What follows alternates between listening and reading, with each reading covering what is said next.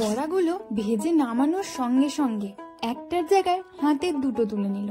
দেখতে পেলেন তো? আর কতটা কুড়মুড়ে হয়েছে বড়াগুলো। গরম গরম ভাত, সঙ্গে ডাল আর এই রকম নারকেলের গরম গরম বড়া ভাজা থাকলে সেই দিনের ভাত খাওয়াটা বোধহয় একটু বেশি হয়ে যাবে। আমার সঙ্গে ভিডিওটা শেষ পর্যন্ত দেখতে থাকুন। আচ্ছা, আপনার বাড়িতেও কি নারকেল কোড়ানোর দায়িত্বটা আপনার উপরেই পড়ে? আমার বাড়িতে এটা সব সময় আমারই দায়িত্বে থাকে, তাই আমি বেশ ভালোভাবেই এই কাজটাকে করে দিই।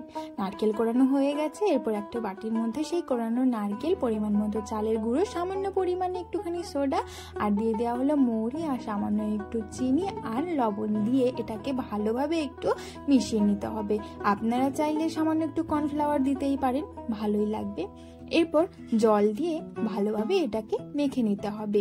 বেশ ভালো লাগে, বিশ্বাস করুন। গরম গরম ভাতের দরকার হবে না। আমার তো গরম গরম ভাজা হতে হতেই থালা থেকে একটা দুটো করে অনেকগুলো খাওয়া হয়ে যায়। দেখতেই পেলেন ভিডিও শুরুতে আমার দাদা কিন্তু থালা থেকে একটার পর একটা উঠিয়ে নিয়ে চলে যাচ্ছিল। এরপর তেল গরম করে কড়াইয়ের মধ্যে একটা একটা করে দিয়ে হালকা আঁচে উল্টে পাল্টে ভেজে নামিয়ে নিলেই তৈরি হয়ে গেল মুচমুচে নারকেলের বড়া, যেটা খেতে অসম্ভব সুন্দর হয়। তাই রেসিপিটা অবশ্যই একদিন বাড়িতে ট্রাই করুন। কেমন লাগলো সেটা আমাকে জানাতে একদমই ভুলবেন না। সকলের কাছে অনুরোধ করছি, ভিডিওগুলো ভালো লাগলে প্লিজ আমার চ্যানেলটিকে সাবস্ক্রাইব করে আমার পাশে থাকবেন আর অবশ্যই কমেন্ট করতে ভুলবেন না। দেখুন ভেতর থেকেও কতটা সুন্দরভাবে বড়াগুলো হয়ে গেছে।